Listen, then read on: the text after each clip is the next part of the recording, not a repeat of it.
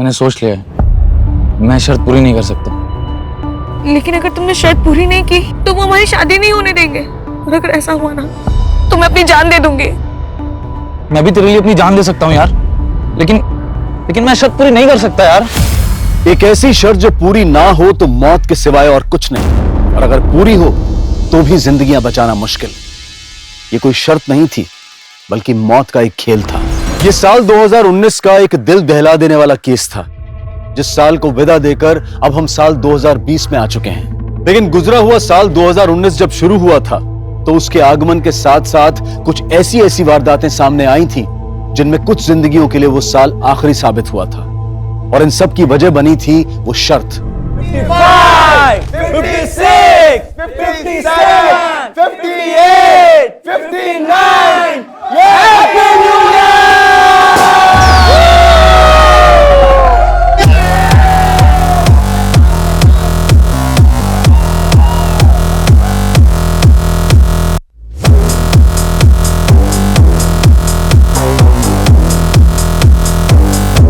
अच्छा गाइस, एक सेकंड।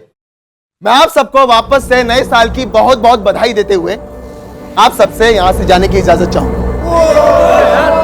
लेकिन गाइस, ये पार्टी यहां खत्म नहीं होती है। अब ये पार्टी मेरी तरफ से मेरी वाइफ मालिनी होस्ट करेंगी। मेरी 3:30 बजे की फ्लाइट है, मैं चलता हूं। लेकिन गाइस, आप सब लोग खूब एंजॉय कीजिएगा। Happy new year guys! Happy new year! Bye bye bye! Happy journey Rahul!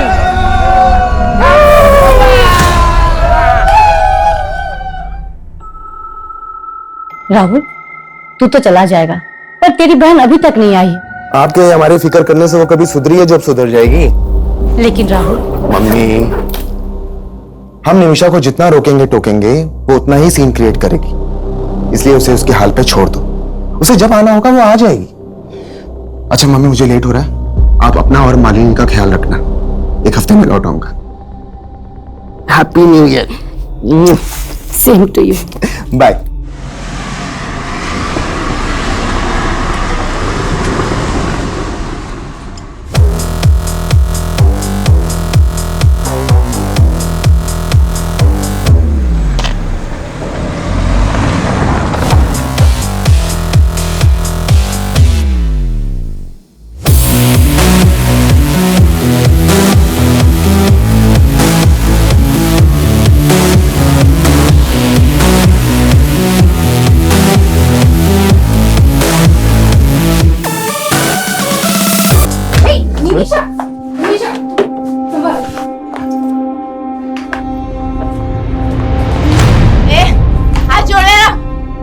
हिम्मत कैसे मुझे छूने की?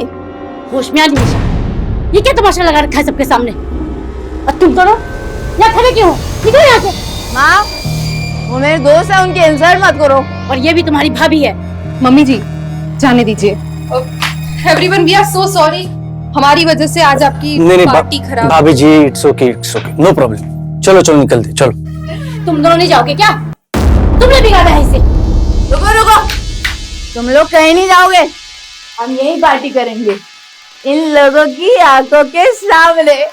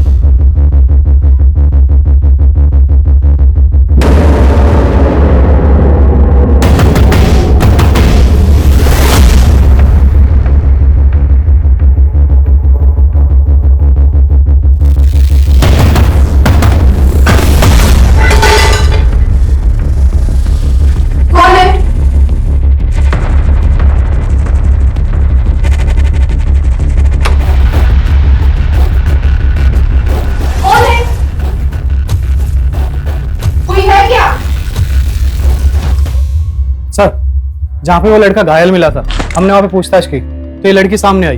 ये उस लड़के को जानती है। साहब, साहिल है वो। कहाँ है? मुझे उससे मिलना है।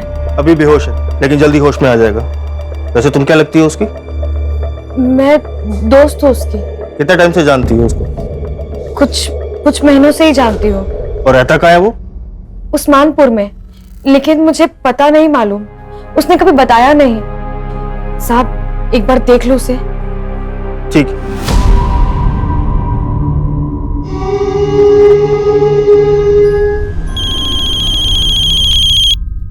हाँ शर्मा जी।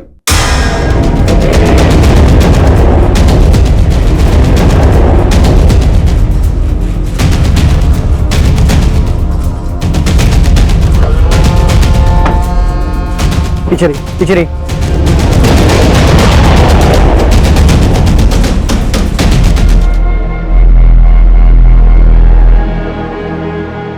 सर,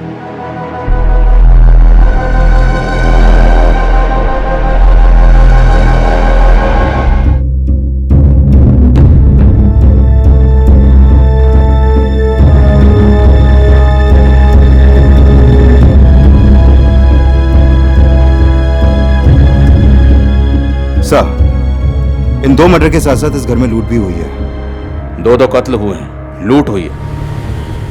ये दोनों फीमेल्स यहाँ पे अकेली रहती थी? नहीं सर, एक बेटा राहुल और उसकी बहन निमिषा भी रहती है। राहुल कल मीटिंग के लिए सिंगापुर गए, उसको इन्फॉर्म किया है। और उसकी बहन निमिषा? सो उसका पता नहीं, और उसका फोन भी नहीं लग रहा है। ऐसे भी उसको अपनी फैमिली की कुछ पड़ी नहीं है। मतलब? सर हमारी सोसाइटी में 5 घर हैं और हर साल एक घर का नंबर आता है जो न्यू ईयर की पार्टी देता है। कल न्यू ईयर की पार्टी शुरू हुई तो राहुल निकल गया क्योंकि उसको सिंगापुर जाना था। और उसके बाद उसकी बहन नशे की हालत में अपने दोस्तों के साथ आई थी। तुम लोग कहीं नहीं जाओगे, हम यही पार्टी करेंगे। तेरी पार्टी तो मैं ही बुलाती हूँ। चल जरा, तुम लोग पार्टी।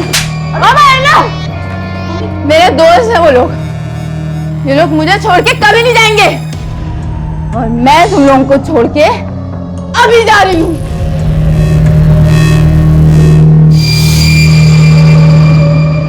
निमिषा के साथ उसके दोस्त कौन थे? सर मैं तो नहीं जानता हूँ उन्हें। राहुल और निमिषा का फोन नंबर है आपके पास? जी सर, पूरी सोसाइटी में कहीं पे भी सीसीटीवी कैमरा नहीं है, और सर यहाँ का गार्ड भी गायब है।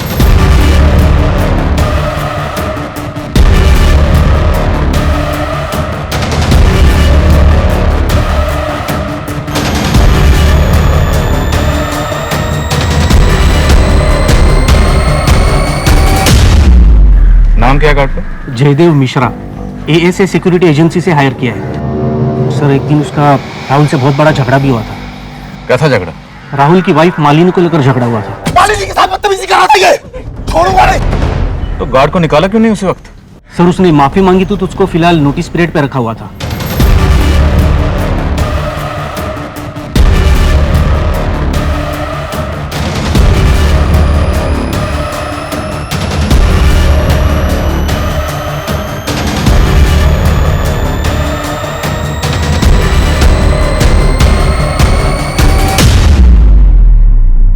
सर, मेरी अभी राहुल से बात हुई। सिंगापुर से 5 घंटे बाद इंडिया की फ्लाइट है, उसी से आ पाएगा वो। प्रकाश, सर वो गार्ड अपने घर पे नहीं मिला है। उसके एक पड़ोसी ने बताया कि वो अभी थोड़ी देर पहले घर से निकला है। हो सकता है भागने की फिराक में हो। सभी बस स्टैंड और रेलवे स्टेशन पर उसकी फोटो सर्कुलेट करवा। ठीक है सर। गार्ड और निमिषा अपनी माँ और भाभी से झगड़ा करके घर चली। अब वो भी गए, पता करो वो कहाँ, और उसके दोनों दोस्त, उनके बारे में पता करो। सर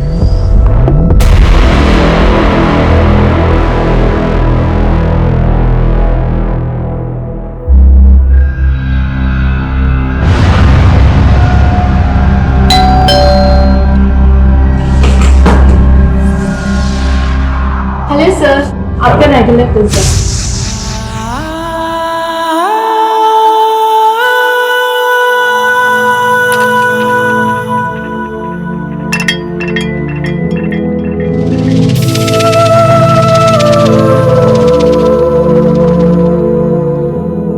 कैसा है? बहुत अच्छा है। चांदनी चौक से खरीदा है पूरे 200 रुपए में। चांदनी चौक? हमें तो कभी नहीं लेके गए तुम चांदनी चौक। अकेले हो क्या गए? अरे यार, तुझे तो मैं कुल्लू मनाली लेके जाऊंगा। पहले एक बार शादी तो कर ले। और मैं तुझे जहन्नुम पहुंचाऊंगा साले, तेरी तो। भाई छोड़ से।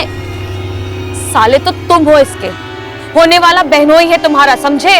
अगर ऐसा हुआ ना बहन रहेगी ना बहनोई, दोनों को काट के फेंक दूंगा, समझी? साले मैं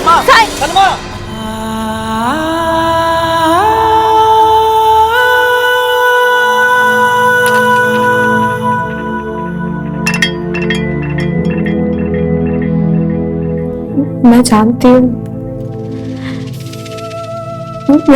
हूँ, तुम्हारा गुनहगार कौन है, लेकिन मैं कुछ नहीं कर सकती। मैं मजबूर हूँ, मैं कुछ नहीं कर सकती। मुझे माफ कर देना साहिल।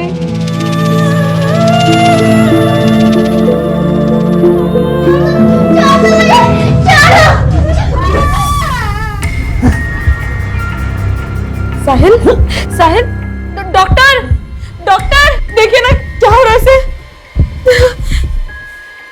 बात की बात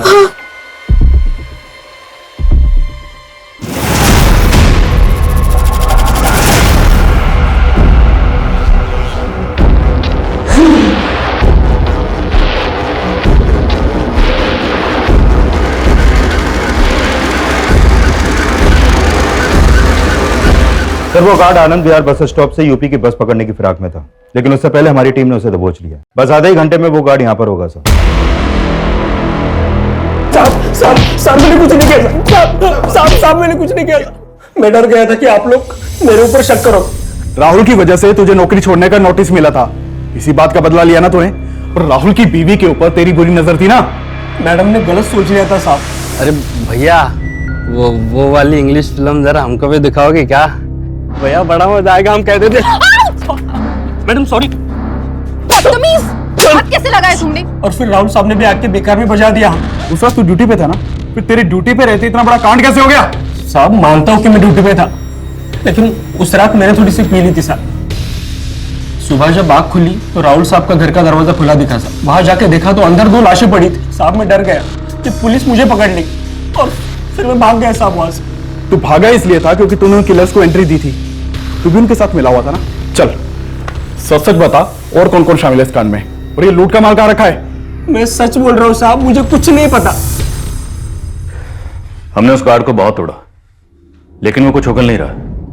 क्या आपको किसी और पर शक है? सर उस आदमी पर भरोसा मत कीजिए सर, पक्का उसी ने कुछ किया है सर, तभी तो वो भाग गया था। आपकी बहन निमिषा कहाँ है? हमें पता चला है कि आपकी बहन की आपकी माँ या आपकी बीवी किसी से नहीं बनती थी, सब उससे परेशान थे। और जिस दिन वो घर से गई उस दिन भी आपकी माँ और बीवी से झगड़ा करके गई। सर आप कहना क्या चाहते हैं? सर वो मेरी बहन है, माना कि वो थोड़ी बिगड़ैल थी, लेकिन सर वो ऐसा कुछ नहीं कर सकती। सर प्लीज आप उसे ढूंढिए। आप हमारी मदद कीजिए। आप निमिषा के दोस्तों के बारे में कुछ तो जानते होंगे। सर मैं हमेशा अपने बिजनेस में बिजी रहता था, और फिर निमिषा को भी पसंद नहीं था कि कोई उसकी पर्सनल लाइफ में इंटरफेयर करे। हमें आपकी बीवी और माँ की कलाई पर ये कुछ मार्क्स मिले। इन मार्क्स से रिलेटेड आपको कुछ भी पता है? ध्यान से देखिए, छोटी से छोटी इंफॉर्मेशन भी हमारे लिए बहुत काम की हो सकती है। सर मेरी तो कुछ समझ में नहीं आ रहा है सर, एक ही झटके में मेरी पूरी फैमिली।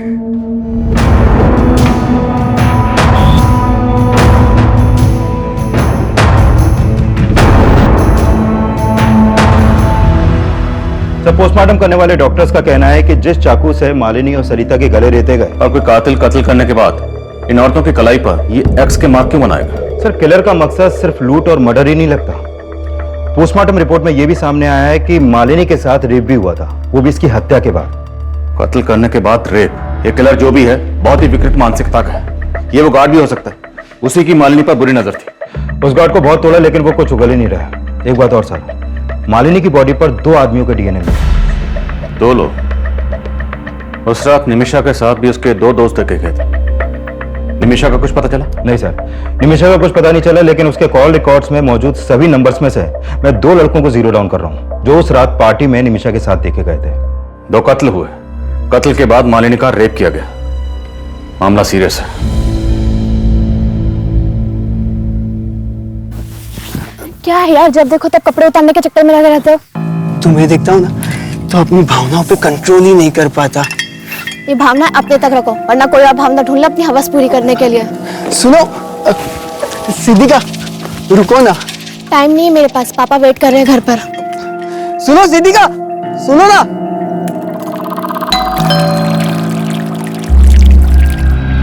हेलो सर, हेलो, आपका रेगुलर पिज्जा। Thank you. चाय पियोगी? No thank you sir. आप रोज मेरी खिदमत करती हो, ये पिज्जा लेकर आती हो, मुझे भी तो मौका दो। सर, निमिषा के कॉल रिकॉर्ड में जितने भी नंबर मिले हैं उनमें से मैंने इन 2 लड़कों को जीरो डाउन किया और सब पड़ोसियों ने भी कंफर्म किया है कि यही दोनों लड़के उस रात निमिषा के साथ देखे गए थे। सर, ये है मनोहर, लेकिन इसका फोन बंद है अभी और इसके फ्लैट पर भी कोई नहीं है। और ये है रुपेश, ये मिल गया है सर, हमारी कस्टडी में है। सर मुझे मालूम नहीं कि सर निमिषा कहाँ है सर। और मनोहर, वो कहाँ है? मनोहर? कौन मनोहर सर? तो जो मनोहर को घर लेकर गई थी ना निमिषा, कहाँ है मनोहर? निमिषा उसे मनु बुलाती थी सर, मुझे मालूम भी नहीं कि उसका नाम मनोहर है सर। निमिषा मनु का दोस्त है, इसके अलावा मुझे उसके बारे में कुछ मालूम नहीं सर। तो फिर उस रात निमिषा को कहाँ लेकर गए थे तुम दोनों? वो हमें लेके गई थी सर, मैं तो बस उसके साथ था। अरे मम्मी नहीं होती ना तो आज हाथ उठ जाता मेरा उन पे, बेकार में जड़ दिया यार। अबे ये सब छोड़ो यार, अब ये बताओ हम कहाँ जा रहे हैं? जान लूं मैं। अबे तू छोड़ना यार, तू पुड़िया लेकर आना यार अंदर से। अल्कोहल के ऊपर ड्रग्स लेगी, अबे मर जाएगी। अरे यार, तेरे हिस्से की उम्र खा रही हूँ क्या मैं? तुम्हार अनु, तुम मुझे घर ड्रॉप कर दे यार। ड्राइवर समझाए क्या? चल निकल। मैं बहुत मुश्किल से घर पहुंचा था, मुझे नहीं पता कि उसके बाद वो दोनों कहाँ गए थे। मतलब तो खुद को भी बचा रहा है और मन्नू को भी। बेटा सच तो ये है कि उन थप्पड़ों का बदला लेने के लिए तूने और मन्नू ने मिलकर पहले निमिषा की भाभी और माँ को मारा और फिर निमिषा को भी गायब कर दिया। सर ऐसा नहीं है सर। सर मुझे तो कहानी कुछ और ही लग रही है सर। कौन सी कहानी? निमिषा अपनी माँ और भैया भाभी से बहुत तंग थी सर, और मनु निमिषा के लिए कुछ भी कर सकता था सर। मतलब तू कहना चाहता है कि निमिषा ने मन्नू के साथ मिलकर अपनी माँ और भाभी को मरवा दिया और फिर अपनी भाभी का रेप भी करवा दिया? देख, तेरा डीएनए टेस्ट होगा तो सब कुछ सामने आ जाएगा। उससे तो अच्छा है कि तू ही उगल दे। सर मैंने कुछ नहीं किया सर, मेरी बात मानिए सर, मैंने कुछ नहीं किया सर। मैं सच बोल रहा हूँ सर, मैं सच बोल रहा हूँ सर, मैंने कुछ नहीं किया सर। हाँ चल, मैं तुझे बात करती हूँ। हाँ, बाद में बात करती हूँ, बाय। Hello sir. हेलो। आज अंदर नहीं बुलाएंगे? अरे आप आइए ना, आपका तो इस घर में हमेशा वेलकम। सर, इस मनोहर का एक नाम मन्नू भी है। खबरियों से इंफॉर्मेशन मिली है कि ये मनोहर और मुन्नू एक ड्रग्स पैडलर है।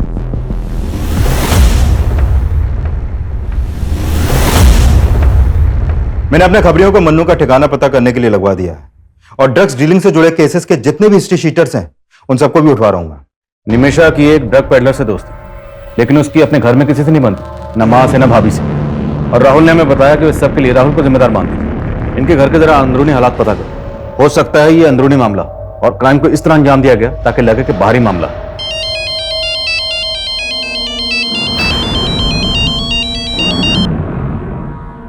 यहां इतना कुछ हो गया और तुम ये सब, प्लीज मुझे फोन करना बंद करो। तुम्हें पता है यहां क्या क्या हुआ है? सर, अगर ऐसा है तो इन लाशों पर एक्स मार्क्स की कहानी हमें भटकाने की कोई चाल हो सकती है। अभी तक तो ऐसे ही लग रहा है, बट यू नेवर नो, हो सकता है इन एक्स मार्क्स के पीछे भी कोई और ही कहानी छुपी है। Find out. Okay sir.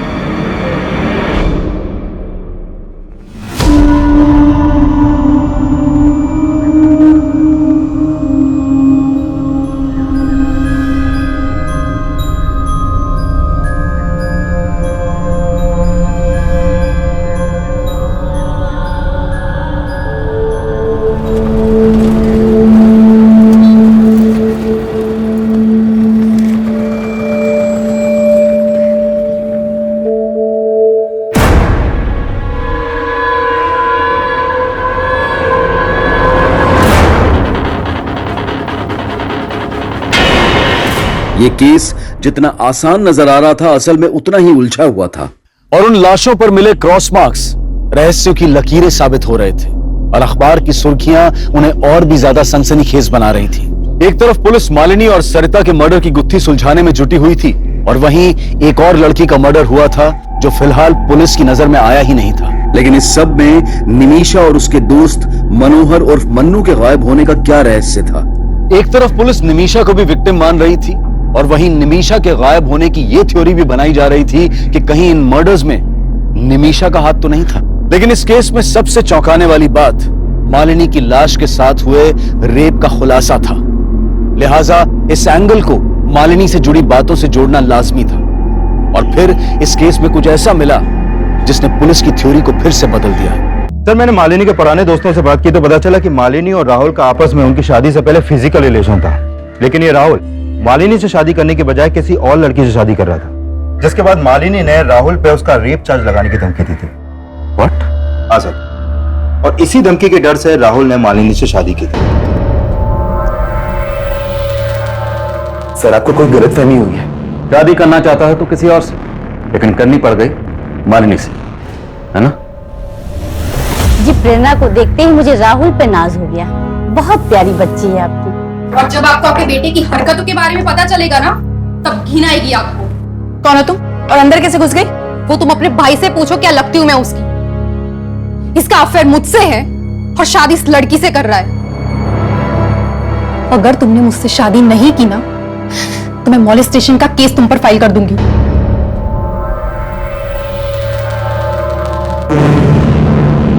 जो भी हुआ, लेकिन सर अब मैं मालिनी को अपनी बीवी स्वीकार कर चुका था। और तेरी गर्लफ्रेंड प्रेरणा, उससे तब भी टच में हो ना?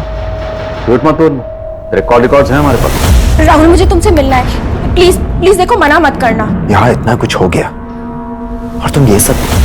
प्लान बड़ा अच्छा था तुम्हारा। उस रात सिंगापुर चला गया और यहाँ पर मर्डर की सुपारी दे गया। वो लूटपाट, एक्स का निशान, वो सब तेरा ही दिमाग था, हमें भटकाने के लिए। अपनी बीवी से इतनी नफरत कि उसकी लाश के साथ रेप करवाया तुमने। बस कीजिए सर, मैं इतना गिरा हुआ इंसान नहीं हूं। अपनी मां को क्यों मरवाऊंगा मैं? मेरी बहन गायब है। आप लोग असली गुनहगार को तो पकड़ नहीं पा रहे, तो मुझ पर ऐसे आरोप लगाने लगे। ठीक, तुम जा सकते। इस पर इसकी गर्लफ्रेंड प्रेरणा, नजर रखो दोनों। सर, कंट्रोल रूम से फोन आया था। बुद्धा गार्डन के पास एक लड़की की लाश मिली है।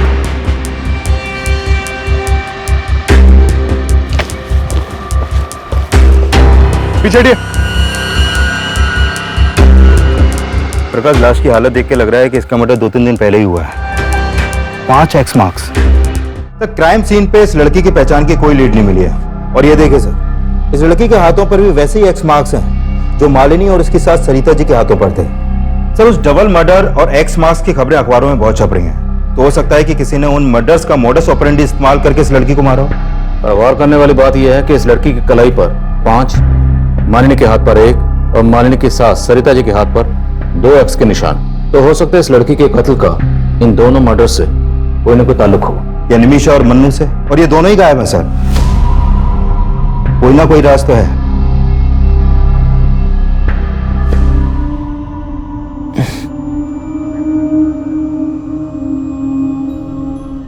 साहिल, साहिल, नर्सी आंखें खोल रहा है। साहिल, साहिल, साहिल, हाँ हाँ, आंखें खोलिए। मैं सलमा, सलमा, मेरी तरफ देखिए ना साहिल, देखिए मैं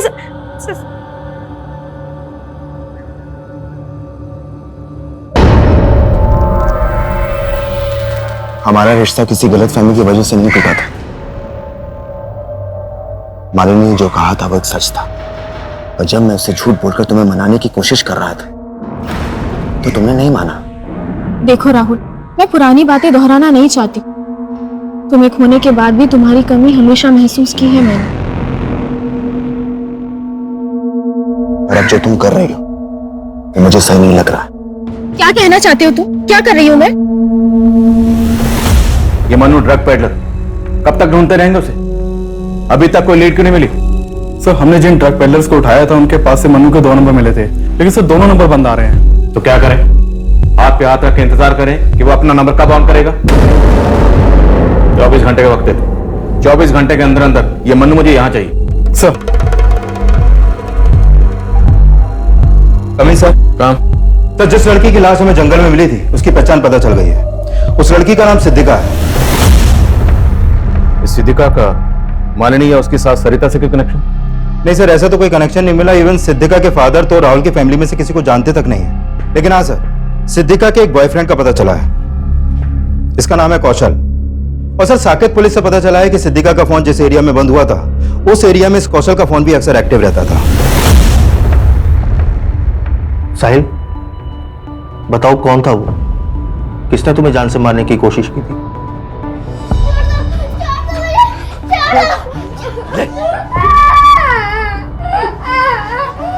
क्या हुआ साहिल? बताओ, किसने हमला किया था तुम्हारे ऊपर?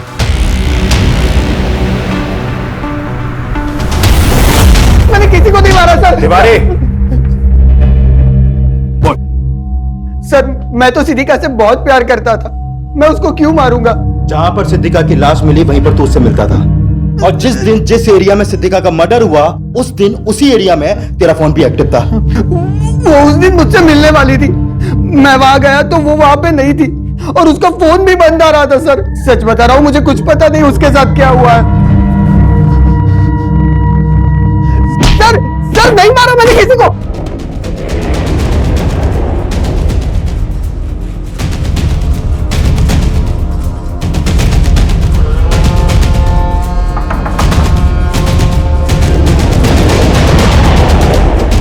पुलिस चल। रुक सर निमिषा कहाँ है? सर, निमिषा ने कुछ नहीं किया सर। सर, मैंने भी कुछ नहीं किया। जो पूछ रहा हूँ वो बता, निमिषा कहाँ है? अरे जाना मनु, तू लेके यार कार के अंदर से। अरे यार निमिषा, वो रुपए सही बोल रहा था। फिर दारू के साथ ड्रग्स लेगी तो मर जाएगी तू यार। अबे साला, तू भी फट्टू है, मैं खुद ले लेती हूँ, चल।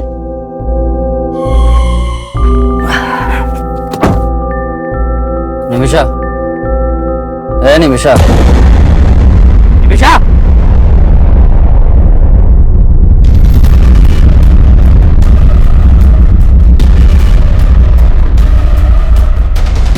सर, मैं सच बोल रहा हूँ सर, ये खुद अपनी मौत मरी है।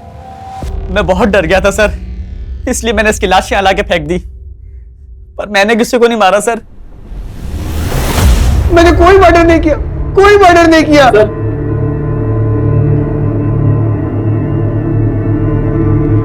तेरा बाप आया तेरी जमानत लेकर, अभी तो छोड़ रहा हूं, लेकिन पता चला कि तूने कुछ किया है तो बचेगा नहीं तू।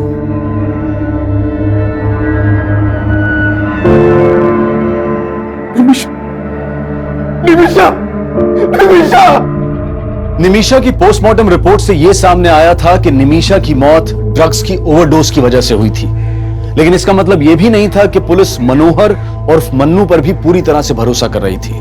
वहीं राहुल, प्रेरणा, रुपेश और सिक्योरिटी गार्ड जयदेव भी। लेकिन निमिषा का केस मालिनी, सरिता और सिद्धिका के केस से इसलिए भी अलग था और इस एक्स मार्क की गुत्थी को सुलझाना पुलिस के लिए बेहद मुश्किल साबित हो रहा था। पर मुझे इन मर्डर्स में कनेक्शन नजर आ रहा है। 3 और 4 गायब है। मतलब आप कहना चाहते हैं कि 2 मर्डर्स और हुए हैं जिनकी लाशों पर 3 और 4 एक्स के मार्क्स हैं? एग्जैक्टली। और शायद ये किसी सीरियल किलर का काम हो सकता है। 1X, 2X और 5X, बीच में 3X और 4X गायब है। आसपास के थानों में पता करो। मालिनी, सरिता और सिद्धिका के मर्डर के दौरान जितनी भी मिसिंग कंप्लेंट दर्ज हुई सबके बारे में पता लगाओ। साहिल, तुम ये मत समझना कि मेरा भाई मेरे लिए तुमसे बढ़कर है। तुम जिंदगी हो मेरी। साहिल, ऐसे पत्थर बन के मत रहो ना, मैं मर जाऊंगी।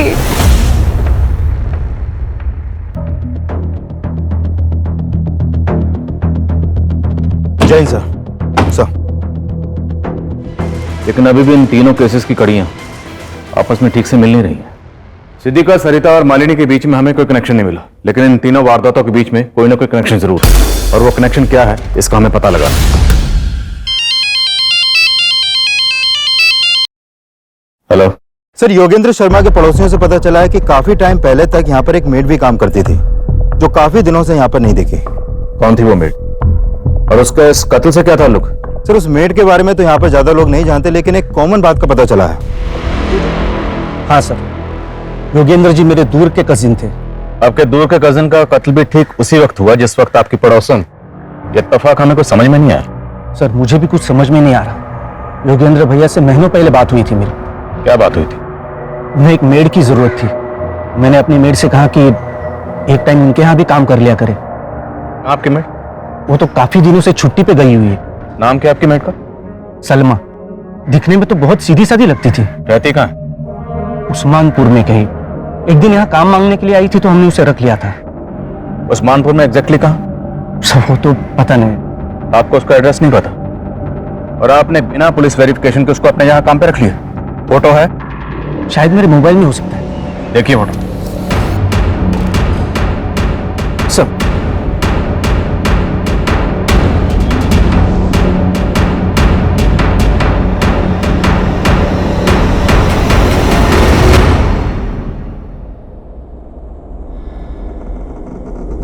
मालिनी और सरिता के पड़ोसी का दिलीप शर्मा से कॉमन कनेक्शन मिला। हो सकता है सिद्दीका से भी इस मेट सलमा का कोई कनेक्शन हो।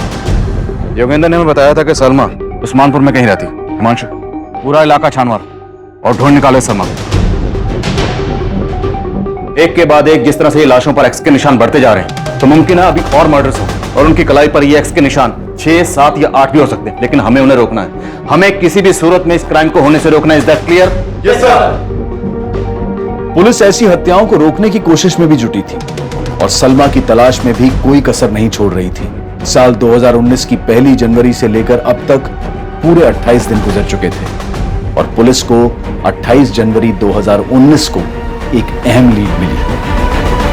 सर तकरीबन 10 दिन पहले 18 जनवरी की रात बाईपास रोड के पास वाले जंगल में हमें एक साहिल नाम का लड़का घायल अवस्था में मिला था सर। और सर ये लड़की सलमा उसकी दोस्त थी जो हॉस्पिटल में उससे मिलने आया करती थी। सर साहब साहिल है वो। कहाँ है? मुझे उससे मिलना है। अब कहाँ है लड़के? सर 3 दिन पहले ये लड़की उस लड़के को हॉस्पिटल से डिस्चार्ज करा के ले गई थी। कहाँ ले गए? सर उसने एड्रेस लिखवाया था लेकिन जब हमने चेक किया तो एड्रेस गलत निकला सर। और वो लड़का, उसको क्या हुआ था? सर उसके ऊपर जानलेवा हमला हुआ था। जब उसे होश आया तो हमने उसका बयान भी लिया था। मैं तो जा रहा था सर, किसी ने पीछे से चाकू घोंप दिया सर। उसके बाद क्या हुआ मुझे नहीं पता सर। लेकिन लड़के ने किसी के ऊपर शक नहीं जताया सर। उस लड़के की बॉडी पर या कहीं भी इस तरह का कोई मार्क्स था? नहीं सर, हमें तो मामला लूट का ही लग रहा था क्योंकि उसका पर्स और मोबाइल दोनों गायब थे सर। इसलिए तुमने उनको जाने दी? एक आम लड़की ने गलत एड्रेस लिखवाया और चकमा देके निकल गई and you call yourself A policeman. इतनी लापरवाही कैसे कर सकते? कुछ आइडिया आपको? इतने मर्डर हो रहे हैं। 31 दिसंबर की रात को रोहिणी में 2 मर्डर हुए, फिर 6 जनवरी को केशवपुर में 2 मर्डर हुए, 14 जनवरी को एक लड़की का मर्डर हुआ और 18 जनवरी को तुम्हें एक लड़का मिला जिस पर चाकू से जानलेवा हमला हुआ। और 20 दिसंबर से मैं सलमा को ढूंढ रही हूँ। कब से? 20 दिसंबर से। Today is what? 28। 8 दिन बाद तुम हमारे पास आए। Sorry sir. Thank you. Photo ली आपने उस लड़के की? जी सर।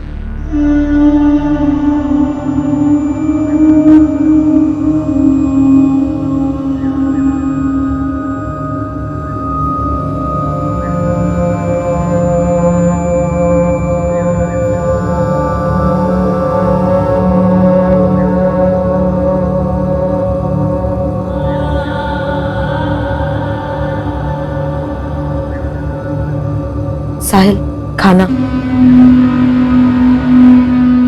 साहिल अभी भी गुड़िया के बारे में सोच रहे हो? साहिल उसके बारे में सोचना बंद करो वरना घुटते रह जाओगे। सर 18 जनवरी की रात को वो लड़का बाईपास रोड के पास एक जंगल में मिला था और मैंने चेक किया कि 18 जनवरी की रात को नरेला में भी एक वारदात हुई थी।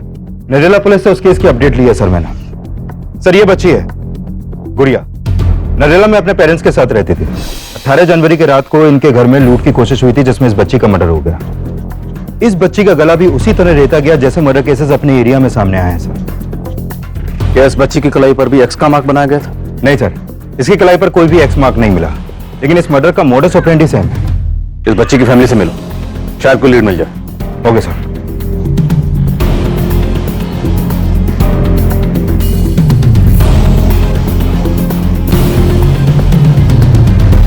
सर उस रात हम सब सो रहे थे, घर के दरवाजे का लेस भी अंदर से लगा हुआ था। समझ में नहीं आ रहा वो लुटेरे हमारे घर में अंदर कैसे घुसे थे। इस लड़की को जानते हैं आप? ये तो हमारी मेड थी साहब। मेड? जी। अभी कहाँ है ये? इसने तो कुछ महीने पहले काम छोड़ दिया।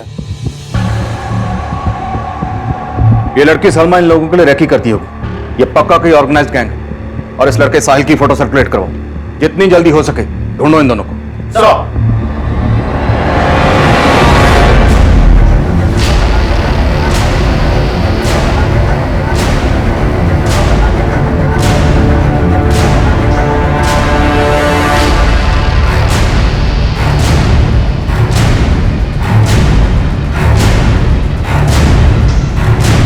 साहिल जल्दी चलो, पुलिस है। साहिल चलो।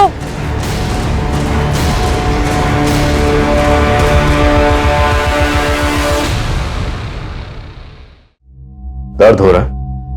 बोलो, वरना ऐसी चोटें देंगे कि जिंदगी भर याद रखोगे। समझे? शुरू हो जाओ। कौन? सर 4 कत्ल के बाद उस 5वीं लड़की का कत्ल करते हुए मैं नहीं कांपा, क्योंकि उस 5वीं लड़की को मारकर मैंने सलमा की बेइज्जती का बदला लिया। उस लड़की ने सलमा की बेइज्जती की थी सर। एक चोर! रुक चोर! साहिल, साहिल क्या हुआ? तू रो क्यों रही है? उस लड़की ने मुझे थप्पड़ मारा और बहुत कुछ सुनाया। मैंने बस उसका पर्स लिया था, उसी पे वो भड़क पड़ी। चल। और फिर सलमा ने गुड़िया के घर को अपना टारगेट बनाया था, जहां मुझे आखिरी कत्ल करना था। सर मैंने नहीं सोचा था कि वहां मुझे उस बच्चे को मारना पड़ेगा।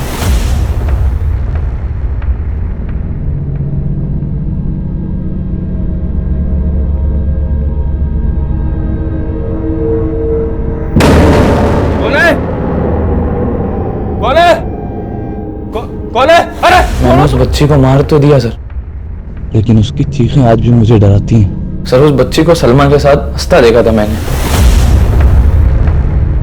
मालूम नहीं था कि उस बच्ची को भी मैं... सर अगर गुड़िया मेरी पहली शिकार होती तो मैं कभी दूसरी हत्या ना कर पाता। अरे मर गया लगता है ये।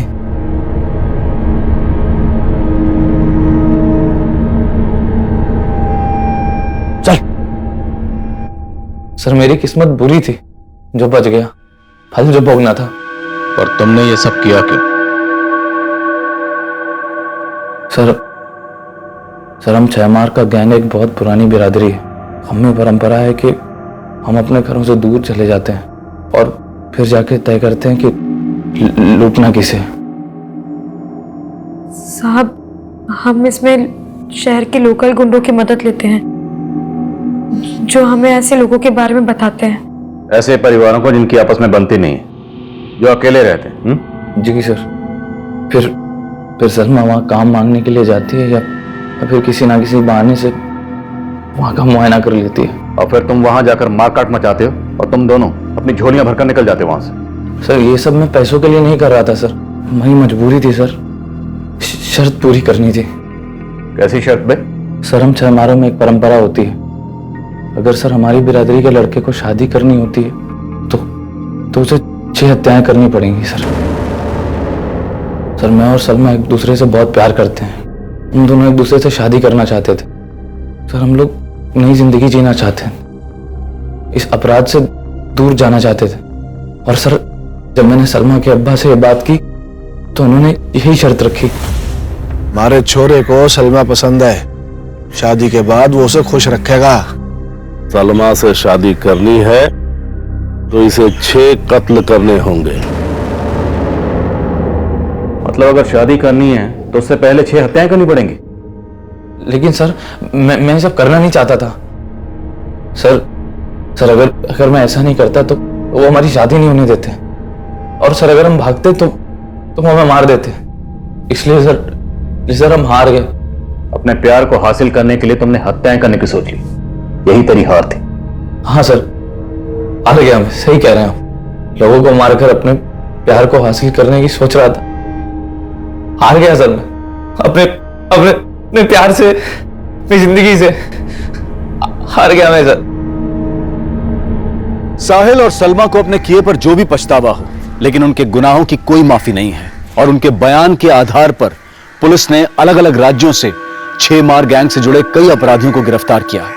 हमारे देश में तरह तरह की विचित्र प्रथाओं का मिलना कोई नई बात नहीं है, लेकिन 6 मार गैंग से जुड़ी यह हत्याओं की प्रथा सन्न कर देने वाली थी।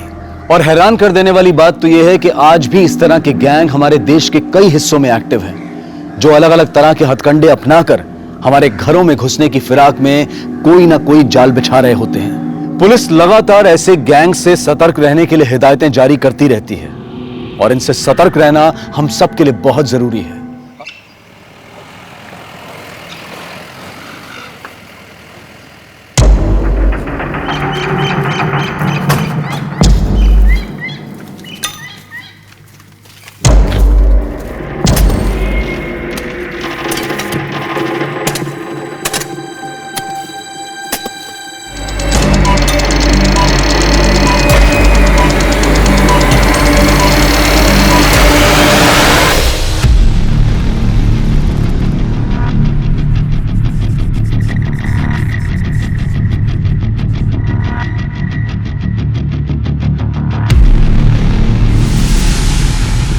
नमस्कार, आदाब।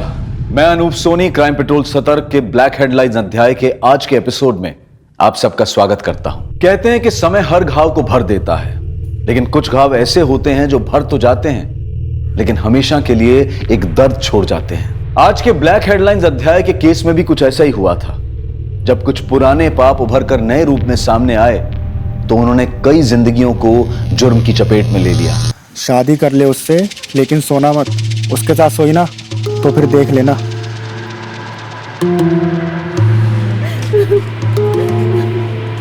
बाबा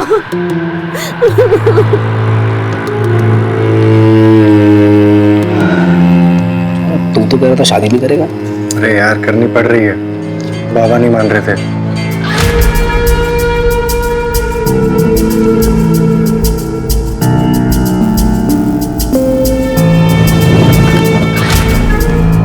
आओ सुन भाई, ये है तुम्हारा घर। आज गोकुल की माँ होती तो करती सारे रीति रिवाज। मैं तो स्वागत ही कर सकता हूँ।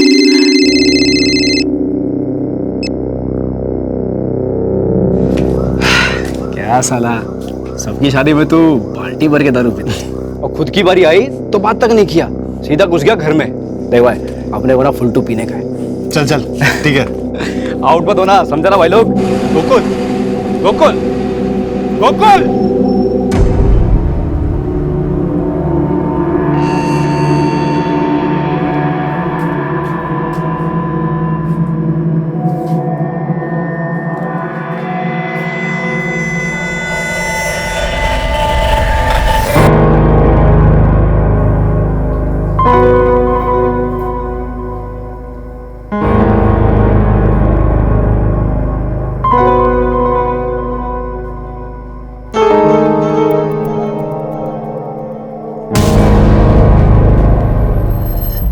अब आज क्या हुआ है?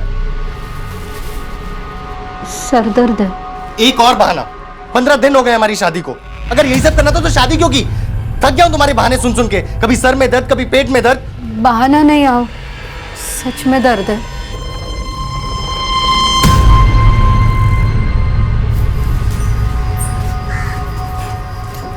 आओ चाह।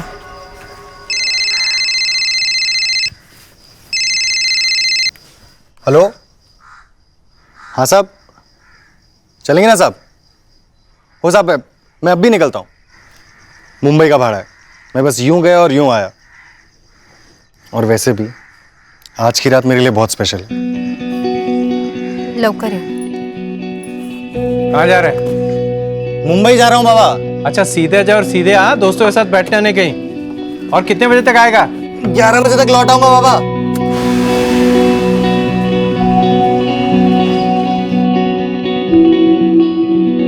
नहीं आया तुम्हारे पास भी? ठीक है, अगर वो आया या उसका फोन है तो मुझे फोन करके बता देना। उमेश कह रहा है उसके घर पे भी नहीं आया। कहाँ का भाड़ा लेकर गया था? साहब बोल के गया था कि मुंबई का भाड़ा है, रात को 11 बजे तक लौट आएगा। कल सुबह से गया सब, अब तक नहीं आया। आप गोकुल की फोटो दीजिए, उसकी गाड़ी का नंबर भी हम पता करते हैं। जी। ये किशोरी और चंद्रकांत ने गोकुल को ढूंढने में कोई कसर नहीं छोड़ी। वो रोज इस आस में पुलिस स्टेशन के चक्कर लगाते कि शायद उन्हें गोकुल की कोई खबर मिल जाए, लेकिन हर बार उनके हाथ निराशा ही लगती। गोकुल की कोई जानकारी मिली? वही कह रहे थे, अभी तक कुछ पता नहीं चला। सब मेरी गलती है, मैं ही मनहूस हूं, मेरी कुंडली में ही कोई दोष है।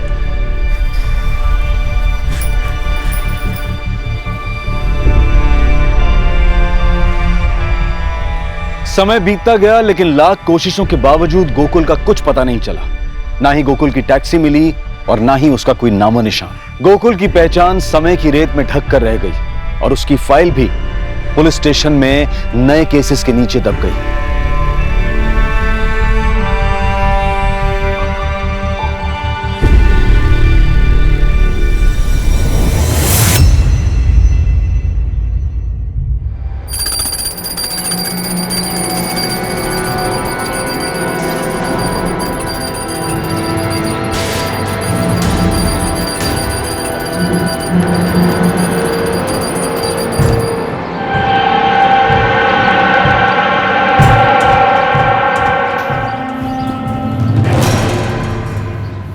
किशोरी, क्या कर रही हो? ये क्या कर रही हो तुम?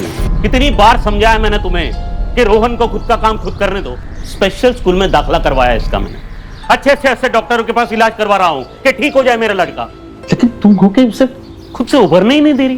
देख, मेरा बेटा है, मेरा दिलीप महाजन का, वो खुद का काम खुद करेगा, खुद स्कूल में जाएगा, तैयार होगा, खुद अपने हाथ से दूध पिएगा।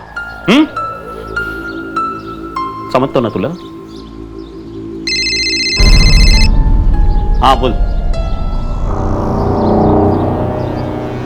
हाँ ठीक है, चल ठीक है, ठेव वो वाघमारे को बोल के रेती का ट्रक छुड़ाने के लिए बोलो। साइड पे काम अटका हुआ है।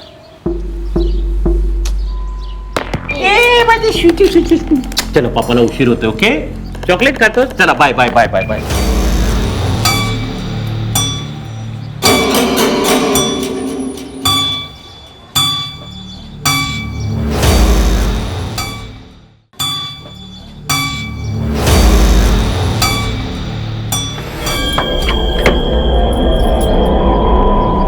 अबे सुनील, तू?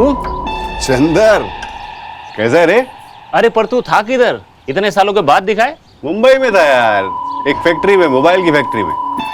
पर अभी अपने को मुंबई में जमता नहीं, तो अपन इधर वापस आ गए। वो जो अपना औंध के पास एक नया मॉल खुला है ना, उधर अपना मोबाइल का शॉप डालेगा, इधर ही रहेगा। ये तो बहुत अच्छी बात है। वैसे अकेला है इधर, हम लोग के साथ नहीं लाया? शादी विधि किया किधर है, अभी सोचता है करेगा। वैसे इधर सब ठीक है ना? कोई आया गया तो नहीं? आएगा कैसे, और इधर था ही नहीं।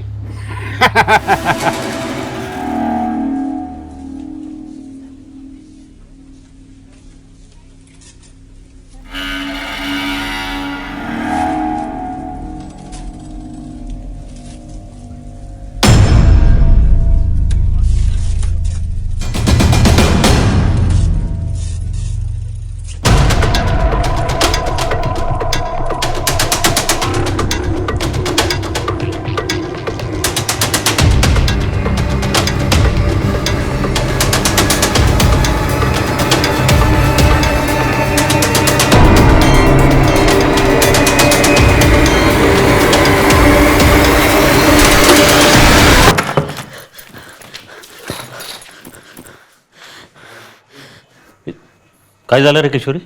आज वो पीछा करते करते घर तक आ गया, अभी भी बाहर ही खड़ा है।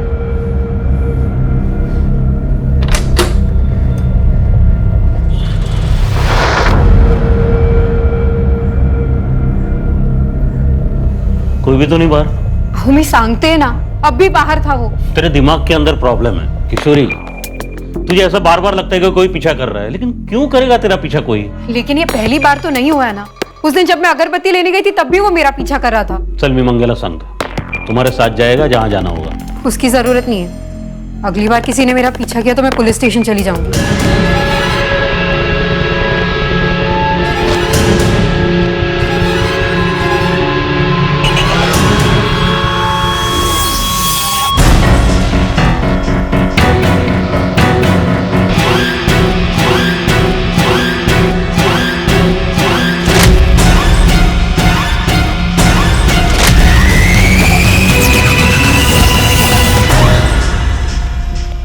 अक्सर देखा गया है कि जब भी हमारे जीवन में कोई अप्रत्याशित घटना होती है तो हमारे प्रियजन, हमारे आसपास के लोग उसे बहुत लाइटली लेते हैं। लेकिन कभी कभी इन घटनाओं में लापरवाही बरतना बहुत भारी पड़ जाता है और हम बेवजह किसी ऐसी बड़ी घटना का शिकार हो जाते हैं जो हमारी सोच से भी परे होती है।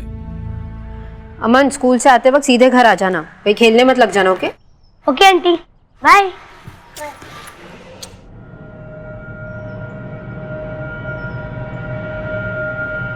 संगीता, हाथ आई। मैं मार्केट होकर आ रही हूँ, माधुरी का ध्यान रखना, मतलब जरा वेळ लगे ना जी।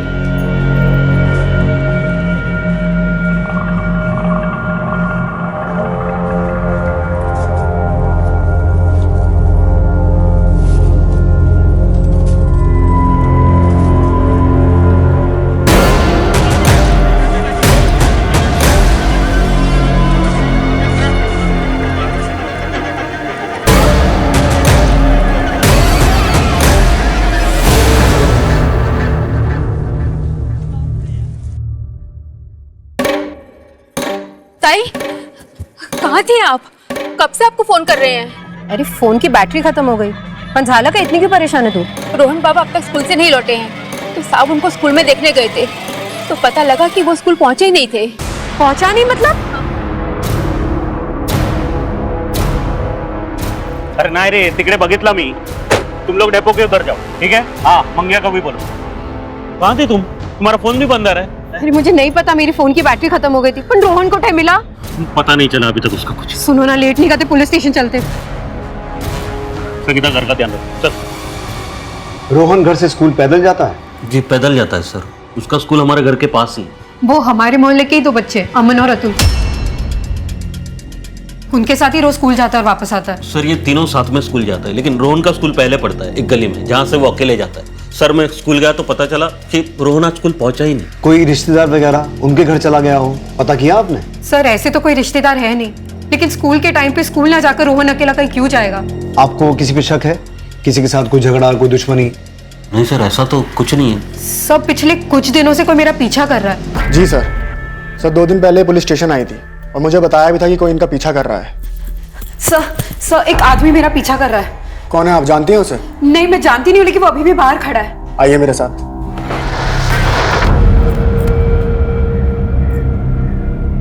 कोई भी तो नहीं है मैडम? अब भी यही खड़ा था वो। क्या हुआ? फिर किसी ने पीछा किया? हाँ, वो आप कौन? ये मेरे पति हैं, दिलीप महाजन। मैंने इन्हें फोन करके बुलाया। कौन पीछा कर रहा था? आपको चेहरा याद है? स्केच बनवा सकती हैं? मैंने कभी उसे ठीक से देखा नहीं, वो पूरी तरह सामने नहीं आता था। दिलीप जी। हाँ सर। आप काम क्या करते हैं? मैं कॉन्ट्रैक्टर हूँ, सिविल। तो आपको किसी का फोन आया? I mean, फिरौती के लिए? अभी तक तो नहीं सर। मेरा रोहन बहुत छोटा है सर, प्लीज उसे जल्दी ढूंढिए। आप फिक्र मत कीजिए, हम पूरी कोशिश करेंगे। आपको कोई भी इंफॉर्मेशन मिले हमें बताइए।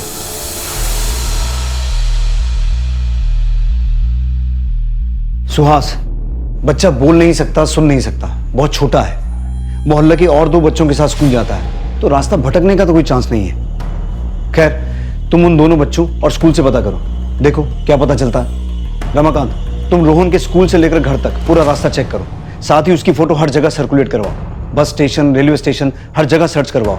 कोई भी इंफॉर्मेशन मिले इंपॉर्टेंट हो सकती है। ये सब तुम्हारे कारण हुआ है। रोहन को स्ट्रॉन्ग बनाओ, स्कूल अकेला भेजो, यही बोलते थे ना तुम। आता बगा, मेरे बेटे का किसी ने किडनैप कर लिया। किशोर, तू ऐसा क्यों समझते है कि किसी ने किडनैप कर लिया उसे? देख देख, पुलिस ढूंढ रही है उसे, मिल जाएगा वो। पता नहीं किस साल में होगा मेरा रोहन। हाँ अंकल, सुबह तो हम साथ ही गए थे। वो जो टर्निंग आती है ना, वहाँ से रोहन अपने स्कूल चला गया और फिर हम अपने स्कूल चले गए। और स्कूल छूटने के बाद? स्कूल छूटने के बाद वो टर्निंग पे हम वहाँ वेट कर रहे थे रोहन का, लेकिन फिर वो आया ही नहीं। बेटा, जब आप स्कूल जा रहे थे तब आपको ऐसा लगा कि कोई आपका पीछा कर रहा था? नहीं अंकल, ऐसा तो नहीं लगा।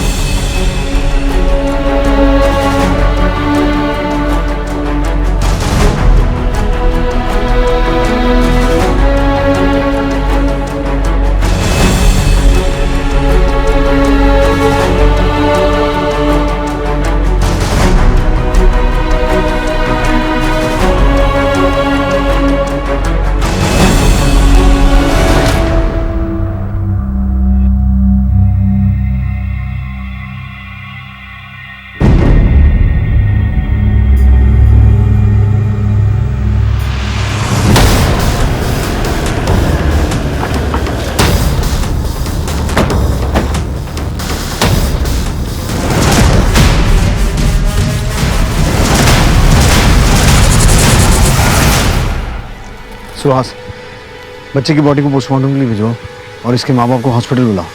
रमाकांत सर, इस जंगल और आसपास के पूरे इलाके को स्कैन करो और फोरेंसिक टीम को बुलाओ तुरंत। Okay sir.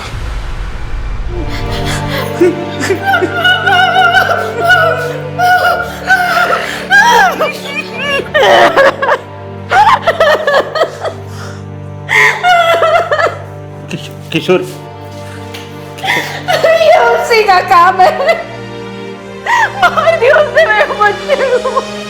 मैंने पहले भी कहा था, किसी ने नहीं सुनी।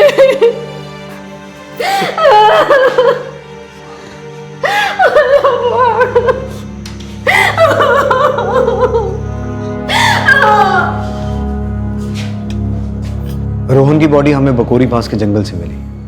हम अभी इन्वेस्टिगेशन कर रहे हैं। दिलीप जी, मैं आपसे फिर एक बार पूछ रहा हूँ, कोई ऐसा है जो आपको चोट पहुंचाना चाहता हो, आपकी किसी के साथ कोई निजी दुश्मनी हो, जो आपके बेटे रोहन को इस तरह से गला दबा के मारे? सर, मैं सिंपल सा कॉन्ट्रैक्टर हूँ। मेरी किसी से क्या दुश्मनी हो सकती है सर?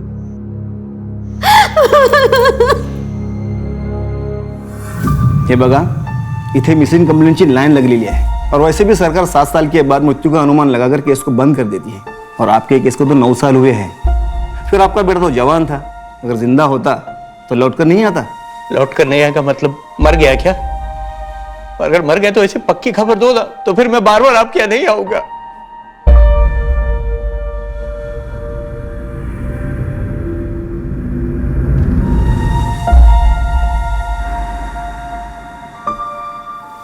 ग्यारह बजे तक लौट आऊंगा बाबा। स्टॉकर का कुछ पता चला? नहीं सर। अगर स्टॉकर ने ही किडनैप किया था और फिर मार दिया तो मकसद क्या था? कहीं कोई साइको किलर तो नहीं? क्योंकि फिरौती का भी कोई कॉल नहीं आया और क्योंकि बच्चा बोल नहीं सकता तो जाहिर सी बात है कि चिल्लाया भी नहीं होगा। क्या पता किलर रोहन के माँ बाप तक कोई मैसेज पहुंचाना चाहता हो। ये दिलीप और किशोरी, इनकी पूरी छानबीन करो। हो सकता है इनके इर्द गिर्द हमें कोई क्लू मिल जाए। हाँ गणेश बोल। साहब, पाटिल नगर में एक चाय वाला है, उसका ऐसे कहना है उसने एक आदमी को रोहन और उसकी माँ का पीछा करते हुए और घूरते हुए देखा है। एक काम कर, इस चाय वाले को तुरंत थाने लेकर आ। बोल सुरेश, क्या देखा तुम? साहब, एक आदमी था जो मेरी दुकान पर चाय पीने के लिए आता था। ये फोटो जो दिखाई गणेश ने, ये लड़का और उसकी माँ को वो घूरता था और उन लोगों का पीछा करता था वो।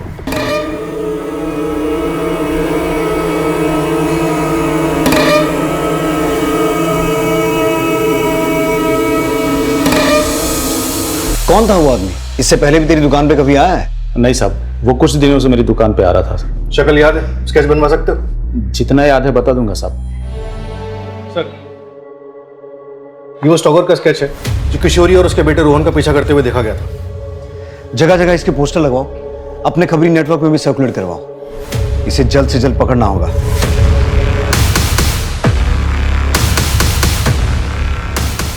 हाँ, कुछ ऐसा ही था वो आदमी जो मेरा पीछा करता था, पर इसने रोहन को क्यों? किशोरी जी, आपने तो इसे देखते ही पहचान लिया, लेकिन जब पिछली बार हमने आपसे स्टॉकर का चेहरा पहचानने की बात की थी तो आपने इनकार कर दिया था। सर, मैंने आपको पहले भी बोला था, ऐसे साफ साफ मुझे याद नहीं, क्योंकि वो कभी पूरी तरह सामने नहीं आता था। ये कौन है मैं इसे नहीं जानती।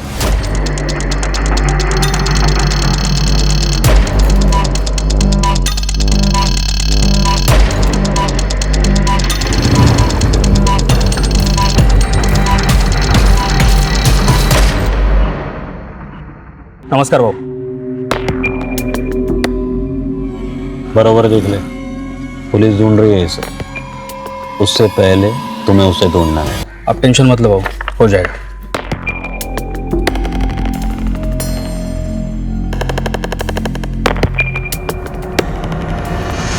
सर, उस स्टॉकर का पता चल गया, लेकिन हैरानी की बात यह है कि उस पर हमला हुआ है और इस वक्त उसका इलाज सिटी हॉस्पिटल में चल रहा है।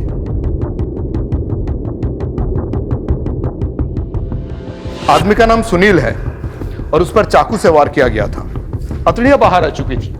वो खुद अपने पेट को समेटकर यहां तक आया था। अब वो खतरे से बाहर है, आप उससे पूछताछ कर सकते हैं। Thank you.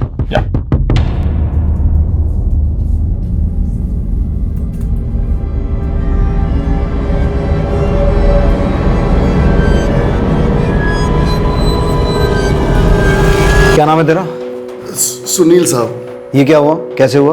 अपन पैदल अपने घर वापस जा रहा था, तभी रास्ते में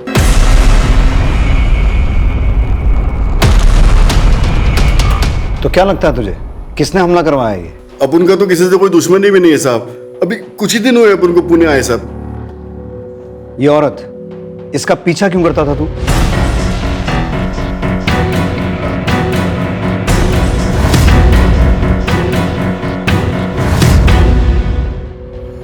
साहब, इस औरत का चेहरा अपन की रिश्तेदारी में एक औरत से मिलता है साहब, लेकिन 3-4 दिन पीछा करने के बाद अपन को लगा कि ये वो औरत नहीं है, तो अपन ने पीछा करना छोड़ दिया साहब। जब तुझे लगा कि तू इसे जानता है तो रोक के पूछना चाहिए था ना।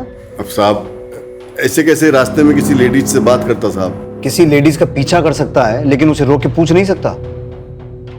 और ये बच्चा इसे जानता है? हाँ साहब, ये भी इसी औरत के साथ ही रहता था साहब। पर हुआ क्या है साहब? मर्डर।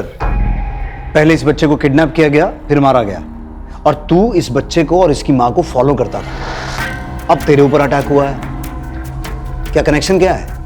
कोई कनेक्शन नहीं है साहब। अपन तो बस एक आध बार इस औरत का पीछा किया साहब, अपन तो इसको जानता भी नहीं। तू रहता कहाँ है? तेरी फैमिली में कौन कौन है? साईं मंदिर के पास दोसा गली में रहता है साहब। अभी 15 दिन पहले ही पुणे आया साहब। उसके पहले मुंबई में रहता था साहब, एक मोबाइल कंपनी में काम करता था। सर ये पक्का झूठ बोल रहा है। अगर इसने पीछा करना बंद कर दिया होता तो किशोरी महाजन कांस्टेबल रमाकांत के पास कंप्लेंट करने क्यों आती? सर, एक आदमी मेरा पीछा कर रहा है। कौन है, आप जानते हैं उसे? अभी तो ये सुनील जोशी हमारा प्राइम सस्पेक्ट है, क्योंकि इसे रोहन और उसकी मां किशोरी का पीछा करते हुए देखा गया था, लेकिन इसका मोटिव नजर नहीं आ रहा है। एक काम करो, एक कांस्टेबल तैनात करो इसकी निगरानी के लिए, और हॉस्पिटल वालों से कहो कि जब इसे डिस्चार्ज दें पहले हमें इन्फॉर्म करें। फिलहाल के लिए पुणे में जहां ये रहता है उसके आसपास और मुंबई से इसका बैकग्राउंड चेक करवा। सर मैंने किशोरी और दिलीप के घर काम करने वाली मेट संगीता से बात की। क्या कहा उसने? मेरा नाम तो नहीं आएगा ना, नहीं तो मेरा काम छूट जाएगा। संगीता तू टेंशन मत ले, जो जानती है सच बता दे, तुझे कुछ नहीं होगा। मेरे को तो लगता है कि दिलीप साहिब रोहन बाबा से प्यार ही नहीं करते थे। बार बार समझा ना कि उसे खुद का काम खुद करने दो। कौन सा पाप किया था कि मुझे ऐसा बेटा पैदा हुआ? मेरे मैं जहां भी जाता हूँ लोग बोलते दिलीप भाव को लड़का दिखो, बोल नहीं सकता, सुन नहीं सकता। अच्छा था पैदा होते ही मर जाता। मुझे अभी भी यही लगता है कि रोहन का कातिल दिलीप और किशोरी को कोई सबक सिखाना चाहता था। सर कहीं ऐसा तो नहीं कि दिलीप ने ही अपने बेटे रोहन की सुपारी सुनील को दी हो, और काम खत्म होने के बाद सुनील को रास्ते से हटाने की कोशिश की ताकि कोई सबूत ना बचे? अभी किसी नतीजे पर नहीं पहुंचा जा सकता, सारे एंगल्स ओपन रखो। ये पता लगाओ कि सुनील जोशी और दिलीप महाजन का आपस में कोई कनेक्शन है क्या। तब तक मैं किशोरी से बात करता हूं। सर, कौन सा बाप अपने बच्चे से उम्मीदें नहीं बांधता? वो रोहन को अपनी तरह काबिल बनाना चाहते थे, इसका मतलब ये थोड़ी ना कि वो अपने बच्चे को मार देंगे। देखिए, मैं आपसे एक सीधा और सिंपल सवाल पूछ रहा हूं, क्या दिलीप सुनील पर जानलेवा हमला करवा सकते हैं? क्या रोहन की हत्या इससे जुड़ी है? आप लोग कुछ भी अनाप शनाप बोल रहे हैं। मेरा बेटा मुझसे छिन गया है, मेरी जिंदगी बेकार हो गई, और आप लोग हमें ही परेशान कर रहे हैं, मेरे पति पर शक कर रहे हैं। देखिए किशोरी जी, हम आपको परेशान नहीं कर रहे हैं, आपके बेटे के कातिल को ढूंढने की कोशिश कर रहे हैं, इसलिए हमारे सवालों का सीधा सीधा जवाब दीजिए। क्या आपके पति दिलीप सुनील पर जानलेवा हमला करवा सकते हैं? क्या वो रोहन की हत्या करवा सकते हैं? कितनी बार कहूं, वो ऐसा कुछ नहीं कर सकते। वो बहुत अच्छे इंसान है। हाँ, उनका गुस्सा तेज है, लेकिन मुझसे बेहतर उन्हें कोई नहीं जानता। अगर वो नहीं होते तो मैं आज जिंदा नहीं होती।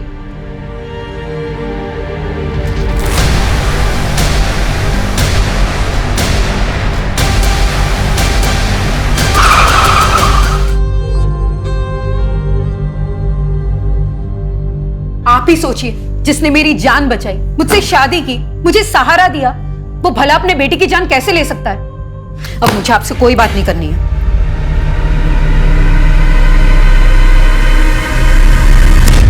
ही इज फिट नाउ, हम उसे डिस्चार्ज दे रहे हैं, आगे आप देख लीजिए।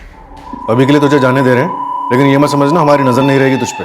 हमें बिना बताए तो शहर से बाहर नहीं जा सकता, और रोज थाने आना पड़ेगा तुझे हाजिरी देने के लिए, समझा? ठीक है साहब, अपन आ जाएगा रोज आपसे मिलने। अभी चलता है।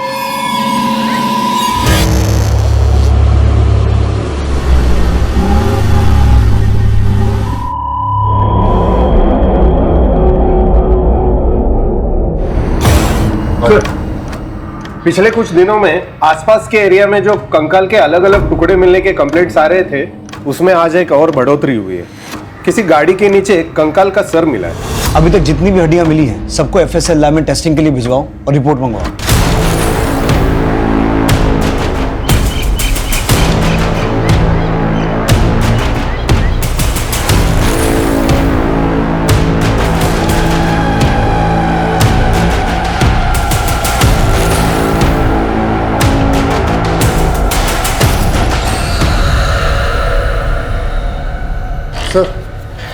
सर दिलीप महाजन के बारे में एक बात पता लगी है। सर दिलीप ने हिस्ट्री शीटर दगड़ू सावंत को सुनील को मारने की सुपारी दी थी। नमस्कार बाबू। क्या? साहब अंदर आ जाओ। आजा गणेश। साहब कल रात को मैंने सुनील का पीछा किया, वो जंगल में गया था, वहाँ एक गड्ढे के पास जाके खड़ा हो गया और काफी परेशान लग रहा था साहब। ये सुनील मुझे शुरू से ही गड़बड़ लग रहा है। जब पहले हमने उससे दिलीप के बारे में पूछा था तो उसने कहा कि वो एक दूसरे को नहीं जानते हैं, तो दिलीप ने उसे मारने की सुपारी क्यों दी? दिलीप और सुनील दोनों को उठा और साथ में उस हिस्ट्री चीटर को, क्या नाम है उसका? दगड़ू सावंत। क्या मैं जान सकता हूँ मुझे इस तरह यहाँ लाने का क्या मतलब है? सुनील जोशी से किस बात को लेकर झगड़ा हुआ था? साहब अब उनका दिलीप महाजन के साथ कोई झगड़ा नहीं है। अच्छा, रोहन को मारने की सुपारी के पैसों को लेकर झगड़ा हुआ था? सर तुम क्या डोका फिर लायत का? हाँ, मैं अपने रोहन को मारने के लिए सुपारी दूंगा? मामला बिल्कुल साफ है। तुम्हें रोहन पसंद नहीं था, उसका ना बोलना तुम्हें खलता था और तुम जानते थे कि सुनील रोहन और उसकी मां का पीछा करता है। तुमने उसका इस्तेमाल किया, सुनील के हाथों अपने बेटे को मरवाया और तुम्हारा राज सामने ना आए इसलिए तुमने सुनील की भी सुपारी दी। अपन बहुत सीधा साधा आदमी है साहब। मुंबई में मोबाइल कंपनी में काम करता था, इधर पुणे में अपना दुकान खोलना चाहता है। साहब अपन कौन सा एंगल से आपको सुपारी लेने वाला लगता है साहब, और वो भी छोटे बच्चे की? सर आप जानते हैं आप क्या बोल रहे हैं? मेरा बच्चा मरा है सर, और उसके कातिल को पकड़ने के बजाय आप मुझ पर शक करें। बार बार एक ही बात दोहरा रहे हो कि मैंने अपने रोहन की सुपारी दी उस सुनील को मारने के लिए। सर मैं 1000 बार कह चुका हूं कि मैं नहीं जानता हूं ये कौन है, सुनील पुनील जो भी है। नहीं जानता ना सुनील को? नहीं। ठीक है,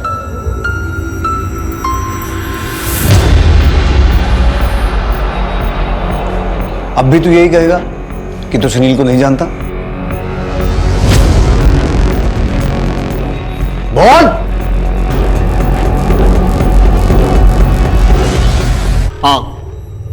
हाँ दी मैंने सुपारी, लेकिन उस साले की किस्मत अच्छी थी कि बच गया साला।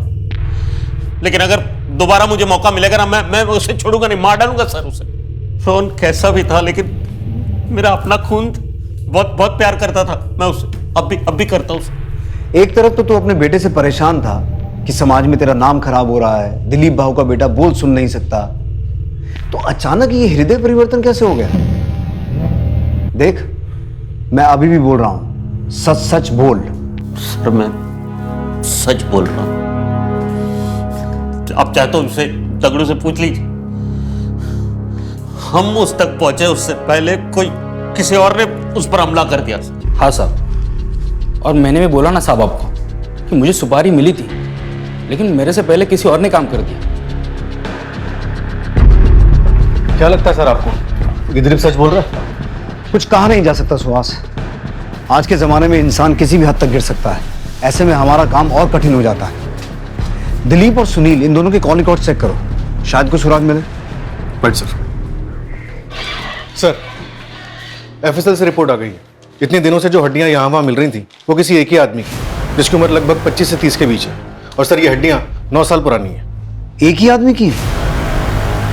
कोई 9 साल बाद इन हड्डियों को गड्ढे से निकालकर यहाँ वहाँ क्यों फेंक रहा है? सर ये सुनील भी 9 साल बाद यहाँ आया है। मुंबई में था यार, एक फैक्ट्री में, मोबाइल की फैक्ट्री में। और गणेश ने सुनील को जंगल में एक गड्ढे के पास खड़े देखा था। सर यही वो जगह है जहां मैंने सुनील को देखा था।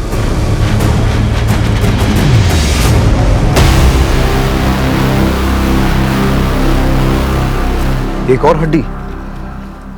सर 9 साल बाद इस तरह से हड्डियों को बाहर निकाला गया है। आखिर को करना क्या चाहता है? अपने राज को हमारे सामने आने से रोकना चाहता है। आसपास चेक करो। सुहास,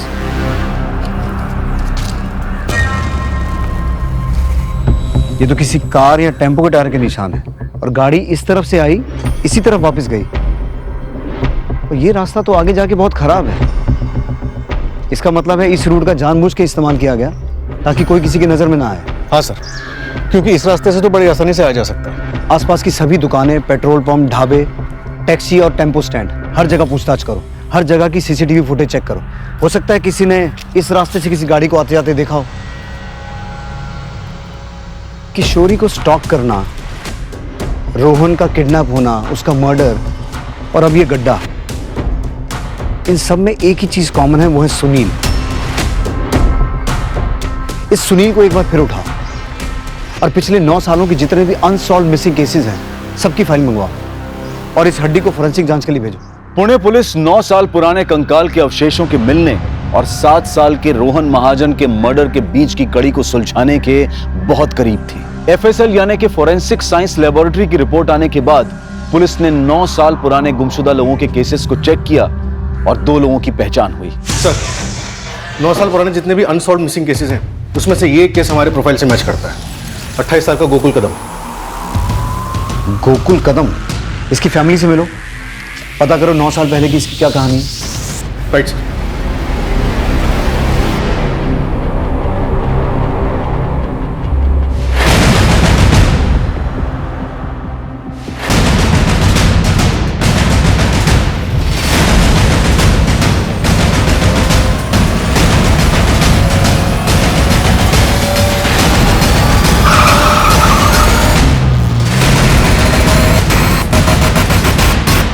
क्या? हाँ सर। तुम तो कह रहा था शादी नहीं करेगा। अरे यार, करनी पड़ रही है, बाबा नहीं मान रहे थे। किशोरी की शादी 9 साल पहले इस गोकुल के साथ हुई थी और शादी के कुछ ही दिनों बाद यानी 21 मई 2010 को गोकुल घर से ये कह के निकला कि वो मुंबई को भाड़ा लेकर जा रहा है और आज तक घर वापस नहीं लौटा। ये किशोरी, सुनील और दिलीप, इनके बीच कुछ ना कुछ खिचड़ी तो पक रही है। तुम गोकुल के पिता को DNA सैंपलिंग के लिए लेके जाओ, इन तीनों से मैं निपटता हूँ। साहब, मेरे बेटे के बारे में कुछ पता चला क्या? देखिए, हमें कुछ हड्डियां मिली है, एक बार आपका DNA सैंपल मैच करा के देखते हैं, शायद जवाब मिल जाए। सर, सुनील कल से हाजिरी पे नहीं आया। मैं उसके घर पे गया था, वहां पे भी नहीं है। उसका फोन भी स्विच ऑफ आ रहा है।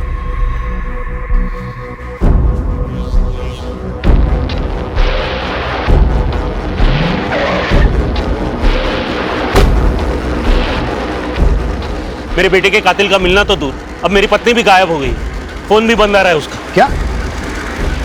कितने बजे निकली तुम्हारी पत्नी घर से? 2 बजे नहीं, 1 बजे। एक के बाद एक सारे हादसे तुम्हारे घर में क्यों हो रहे हैं? कहीं किशोरी को तुमने ही तो गायब नहीं किया है? मेरे बेटे के कातिल को ढूंढने के बजाय, मेरी पत्नी को ढूंढने के बजाय आप मुझे ही सवाल पे सवाल पूछे जा रहे हैं सर।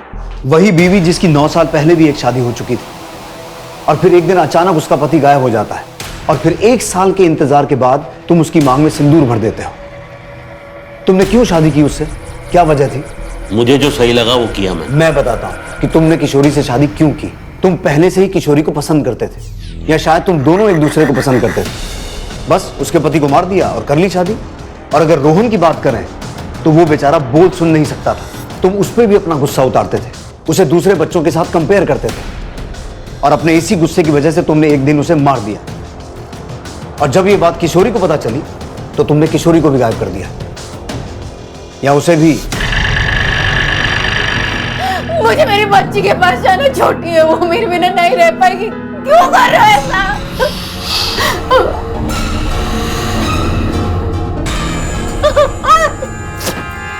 मुझे जाने दो। जिस जंगल के गड्ढे से गोकुल कदम के अवशेषों को निकाला गया था, पुलिस ने हाईवे से उस जंगल को कनेक्ट करती हर सड़क पर लगे CCTV कैमरा के फुटेजेस को घंटों घंटों बैठकर देखा और एक CCTV फुटेज में उन्हें एक टेम्पो जंगल की तरफ जाता और फिर वापस आता दिखाई दिया और ये टेम्पो किसी पकिया नाम के आदमी का था। और वो क्या दाल चावल कैसा है?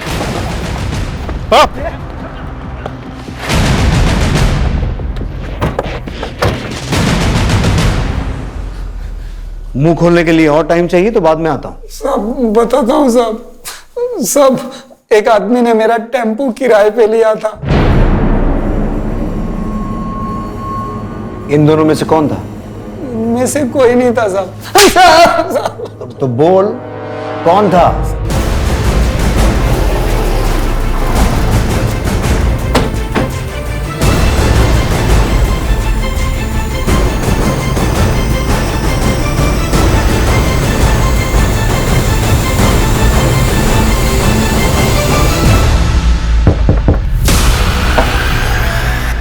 सर 2 दिन पहले पुलिस स्टेशन आई थी।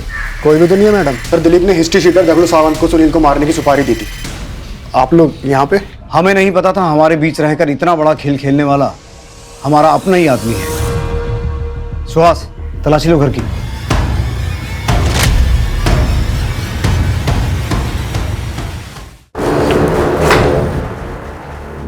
अब सिर्फ सच बोलना बेहतर होगा तेरे लिए। बोल, 9 साल पहले गोकुल और अब रोहन को क्यों मारा, और सुनील और किशोरी को बंदी बना के क्यों रखा था? उनके साथ क्या संबंध है तेरा? सब बताता हूँ, लेकिन सर एक बात है कि मैंने रोहन को नहीं मारा है। बाकी सब कुछ बताता हूँ। किशोरी और मेरे भी संबंध थे। हम दोनों एक दूसरे से प्यार करते थे। मैं तुमसे प्यार करती हूँ रमाकांत, किसी और से शादी कैसे कर सकती हूँ? शादी कर ले उससे, लेकिन सोना मत। आगे जो करना है वो मेरे पर छोड़ दे। अगर उसके साथ सोई ना तो फिर देख लेना। जाति अलग होने की वजह से घर वाले राजी नहीं थे, इसलिए हम शादी नहीं कर सकते थे। फिर एक दिन किशोरी के पिता ने गोकुल से उसकी शादी कर दी। हमने पहले ही तय कर लिया था कि शादी भले ही गोकुल से हो जाए, लेकिन वो रहेगी सिर्फ मेरी, और वक्त आने पर हम शादी कर लेंगे। मैंने रमाकांत की बात मान ली और तय कर लिया कि मैं गोकुल से दूर ही रहूंगी और उसे भी अपने करीब नहीं आने दूंगी। अब आज क्या हुआ है? सर दर्द है। एक और बहाना। 15 दिन हो गए हमारी शादी को। अगर यही सब करना था तो शादी क्यों की? लेकिन गोकुल का गुस्सा बढ़ता गया और एक दिन सर मैंने ही एक फर्जी नंबर से गोकुल को फ़ोन किया और उसकी टैक्सी मुंबई के लिए बुक की। तुम टैक्सी चलाते हो ना? हाँ साहब, मुंबई जाना है। चलेंगे ना साहब? रात तक वापस आ जाएंगे। मुंबई का भाड़ा है। मैं बस यूं गया और यूं आया। जब वो उस जगह पहुंचा तो मैंने सुनील के साथ मिलकर उसको मार दिया। मैंने गोकुल की गाड़ी तालाब में धकेल दी थी। सब कुछ रफा दफा हो गया था। सुनील मुंबई चला गया था, पर मैं और किशोरी एकदम से शादी नहीं कर सकते थे। कहीं ना कहीं से हमारे ऊपर शक जा सकता था। मेरा पुलिस में सिलेक्शन हो गया। मैं ट्रेनिंग के लिए चला गया। मेरी ट्रेनिंग के दौरान किशोरी के पिता ने उसकी ज़बरदस्ती दूसरी शादी करा दी थी। हमारे अंदर दोबारा से किशोरी की शादी तोड़ने की हिम्मत नहीं थी। फिर 9 साल बाद हमारी ज़िंदगी में सुनील वापस आ गया। उसने किशोरी का पीछा करना शुरू कर दिया और उसको ब्लैकमेल करने लगा। मुझे 5 लाख रुपए दे दे और अपनी गृहस्थी बचा ले और मेरी बसने दे, वरना मैं ऐसे ही तेरा पीछा करता रहूंगा और घर पहुंच जाऊंगा। किशोरी मुझसे मिलने थाने आई। किशोरी तुम? सुनील वापस आ गया और ब्लैकमेल कर रहा है। मैं नहीं चाहती कि हमारी जिंदगी बर्बाद हो जाए। कुछ करो रमाकांत। वो कंप्लेन करने के बहाने थाने आई और पीछे से अपने पति दिलीप को भी बुला लिया ताकि किसी को शक ना हो। फिर मैंने सुनील को मरवाने के लिए उस पर हमला करवाया, लेकिन वो बच गया। फिर मैंने झूठी कहानियां बनाकर शक की सुई दिलीप महाजन की तरफ घुमा दी। बराबर देख ले, पुलिस ढूंढ रही है इसे। आप टेंशन मत लो, हो जाएगा। मैंने पूरी कोशिश की कि पुलिस सुनील को ना छोड़े, लेकिन उसके खिलाफ सबूत ना मिलने के कारण उसको छोड़ना पड़ा। मुझे पता था कि वो गोकुल की बॉडी को लेकर मुझे अब ब्लैकमेल करेगा, इसलिए मैंने 9 साल पहले दफन की हुई गोकुल की बॉडी को निकाल लिया और कंकाल के टुकड़े इधर उधर फेंक दिए। सुनील के लिए मेरा शक यकीन में बदल गया जब मैंने उसे गड्ढे के पास देखा। मैंने सुनील को उठाया और बंदी बनाया और उसको समझाया कि वो चुप रहे, लेकिन वो नहीं माना, तो इसलिए मैंने उसकी ज़बान ही काट दी। और किशोरी के अपहरण के पीछे का क्या ड्रामा है? वो मुझसे मिलने आई थी, लेकिन वो गन ले आई। उसे लग रहा था इन सब के पीछे का जिम्मेदार मैं हूँ। अपने बच्चे के अपहरण से वो हताश हो चुकी थी। उसने बिना मुझसे पूछे आप लोगों से कंप्लेंट कर दी। रोहन की हत्या और सुनील के पीछे पड़ जाने के बाद वो पूरी तरह से टूट गई थी। मुझे डर था कि वो अपने बच्चे के गम में सारी सच्चाई आपको ना बता दे, इसलिए मैंने उसको भी किडनैप किया।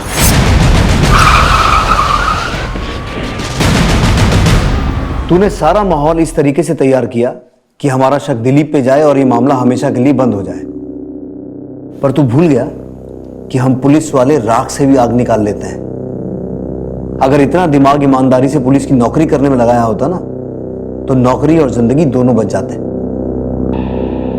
रोहन की हत्या का सच क्या है? तू और रमाकांत अब उनको बहुत हल्के में ले रहे थे ना? मार दिया अपन तेरे बेटे को। सुन, अभी भी अगर तुम लोग बाज नहीं आए ना तो अपन तो फंसेगा ही, लेकिन तेरी पोल भी खोल देगा। अभी अपन को 5 लाख नहीं 10 लाख चाहिए, वरना अपन तेरे पति को बता देगा कि तेरा एक कातिल के साथ चक्कर था और तूने ही अपने आशिक के हाथों अपने पहले पति को मरवाया। फिर जब मैंने ये बात रमाकांत को बताई तो उसने सुनील पर जानलेवा हमला किया। मैं नहीं जानती थी कि 9 साल पहले किया गुनाह मेरी जिंदगी में वापस आकर तबाही मचा देगा। जुर्म चाहे कितनी भी चालाकी से किया जाए, कितना भी छुपाया जाए, लेकिन एक ना एक दिन वो बाहर आ ही जाता है।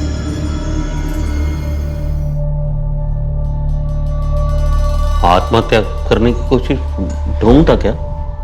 हाँ, मेरे साथ इतनी जिंदगी गुजारने के बाद इतना सब कुछ छुपाया तो मुझे एक बार कहाँ होता, एक बार तो आज हमारा रोहन ना जिंदा होता किशोरी। लेकिन तुम्हें तो ना मुझसे प्यार है, रोहन से ना ही रामी से। ये सब झूठ है, मुझे आपसे सच्चा प्यार है और इसी सच्चे प्यार को खोने के डर से मैंने आपसे सब कुछ छुपाया। मुझे माफ कर दो।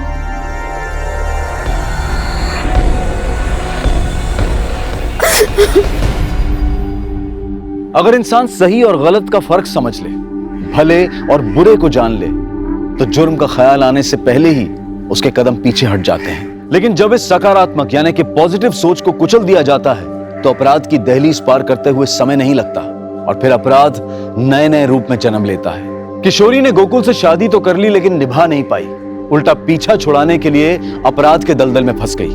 वो चाहती तो अपने बनाए इस चक्रव्यूह से गोकुल को अपनाकर खुद को आजाद कर सकती थी, लेकिन उसने आजादी के लिए अपराध का दामन थामा और अंजाम आप सबके सामने है। इसलिए सोचें, समझें और जीवन के हर मोड़ पर सही फैसला लें, ऐसा फैसला जो आपके जीवन चक्र को सुखद बनाए। अब मैं अनूप सोनी आपसे विदा लेता हूं, फिर मुलाकात होगी क्राइम पेट्रोल सतर्क के ब्लैक हेडलाइंस अध्याय में एक और नए केस के साथ। और याद रखें, क्राइम और आपके बीच में सिर्फ इतना फर्क है कि आप कितने सतर्क हैं। सतर्क रहें, सुरक्षित रहें। जय हिंद। इस तरह के और भी एपिसोड देखने के लिए हमारे चैनल को सब्सक्राइब करें और बेल आइकन दबाना ना भूलें।